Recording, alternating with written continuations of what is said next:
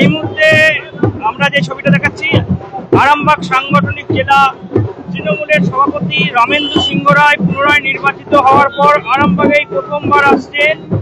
সেই কারণে তৃণমূলের নেতাকর্মীরা আরামবাগের শহরে বাইক মিছিল করে তাকে অভ্যর্থনা জানাচ্ছে বাদ্যযন্ত্র সহকারে।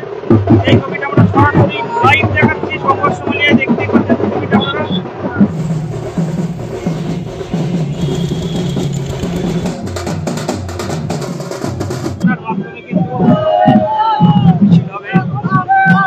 মালা পরানো হচ্ছে, এগুলো দেখাচ্ছি, দেখতে পাচ্ছেন।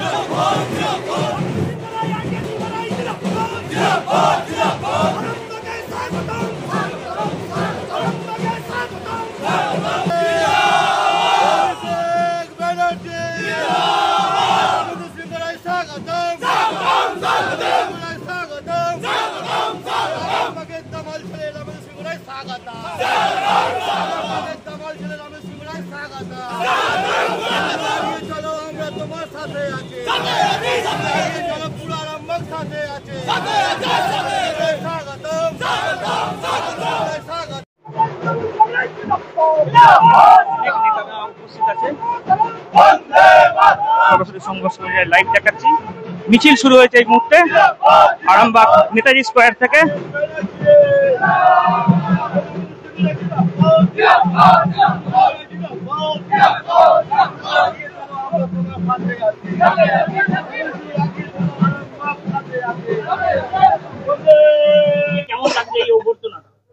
দেখুন, মানুষের জীবনে যখন একটা কিছু প্রাপ্তি হয় সেই দিনটা খুবই আনন্দের হয়।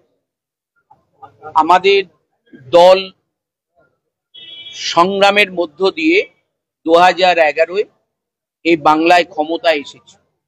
সেদিন মমতা বন্দ্যোপাধ্যায় বলেছিলেন, বদলা নয় বদল চাই, এই বাংলাকে পৃথিবীর শ্রেষ্ঠ জায়গায় বসাতে চাই। এই কথাটা কেন বলেছিলেন?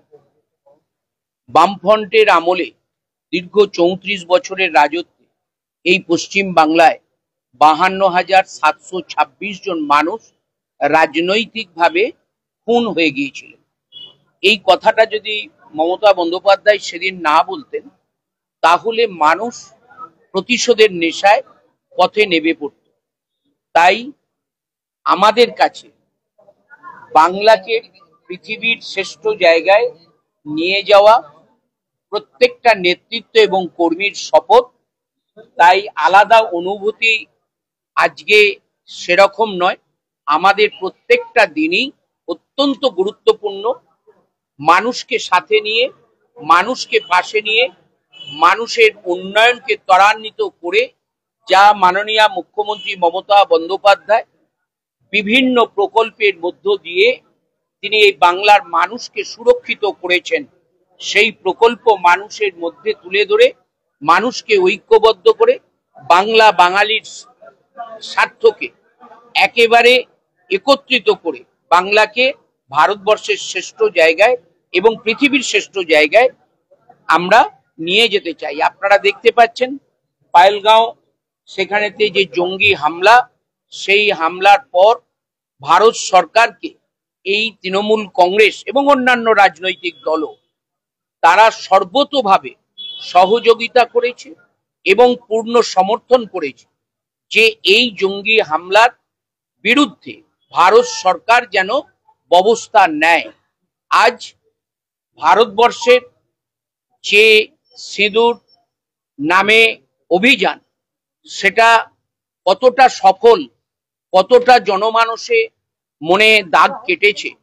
আজকে সংসদীয় কমিটি সারা বিশ্বের বিভিন্ন দেশে যে এই যে সন্ত্রাসবাদীদেরকে নির্মূল করতে হবে এবং যে দেশ সন্ত্রাসবাদীর পাশে থাকবে তাদেরকে অন্তত নির্মূল করতে হবে, সেই নিয়ে যে সর্বদলীয় আমাদের কমিটি গেছে, সেখানে আমাদের সেনাপতি অভিষেক বন্দ্যোপাধ্যায় গেছেন এবং আপনারা দেখতে পাচ্ছেন কতটা দৃঢ়তার সাথে কত সুন্দর বক্তব্যের মধ্য দিয়ে ভারতবর্ষের অবস্থান এবং এই সন্ত্রাসবাদের বিরুদ্ধে সমস্ত বিশ্বকে একত্রিত করার জন্য তিনি যে বক্তব্য রাখছেন, এটা আমরা তৃণমূল কংগ্রেসের কর্মী হিসাবে গর্বিত, বাংলার প্রতিটি মানুষ গর্বিত।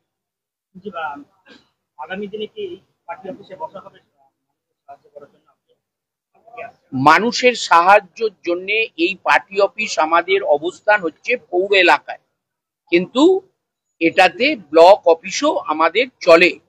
নিশ্চিতভাবে নির্দিষ্ট দিনেতে আমরা আসব, কিন্তু 7টা বিধানসভা এই জেলার মধ্যে, তার মধ্যে একটি হচ্ছে পশ্চিম মেদিনীপুরে, বাকি 6টা কিন্তু এই জেলার মধ্যে। তাই প্রতিদিন যে এখানে আসতে পারবো তা নয়, এখানে আমাদের টাউন ব্লকের নেতৃত্বরা নিশ্চিত থাকবেন, তারা মানুষকে পরিষেবা দেবে, মানুষের অভাব অভিযোগের কথা শুনবে এবং প্রশাসনিক স্তরে সেই সুবিধাটা নিশ্চিতভাবে নেতৃত্ব করবে। আমি সময় নিয়ে নিশ্চিত আসবো মাঝে মাঝে। অবশ্যই আমরা রাজনৈতিক দল, আমরা 26-এ 21-এ যে 4টে আমরা এখানেতে পরাজিত হয়ে আছি, সেই জায়গায় এই 4টেকে জিতে আমাদের নেত্রী এবং আমাদের সেনাপতির কাছে এটা উপহার দেব। এটা আমার শুধু নয়, আমাদের সব কর্মী নেতৃত্বের এটা শপথ। অবশ্যই এই তো লোকসভা, তোমরাই তো সংবাদ মাধ্যমে বলেছি যে 1.5 লাখ 2 লাখ ভোটে এখানেতে তৃণমূল পরাজিত হবে। তাহলে সেখানেতে এই কর্মী নেতৃত্বরা একত্রিত, তাদের মাথার ঘাম পায়ে ফেলে, তাদের সমস্তটা সঁপে দিয়ে এখানে আমরা আমাদের সাংসদকে জিতিয়েছি। অনুব্রত পুলিশে গালাগালি করেছে, এখানে বিজেপি কর্মীরা কিন্তু বিরাট উচ্ছ্বসিত হয়, তৃণমূল ব্যাক ফুটে যাচ্ছে। কেউ গালাগালি করলে তারা উচ্ছ্বসিত হয়, আর যখন তৃণমূল ব্যাক ফুটে যাচ্ছে এটা ভেবে তারা তৃণমূল ব্যাক ফুটে যাচ্ছে এই নিয়ে উচ্ছ্বসিত। দিবাস্বপ্ন দেখুক, দিবাস্বপ্ন দেখা ভালো, কিন্তু শেষ হাসি তৃণমূলই হাসবে। 250-র ওপর সিট নিয়ে বাংলায় 2026-এ আবার তৃণমূলই আসবে।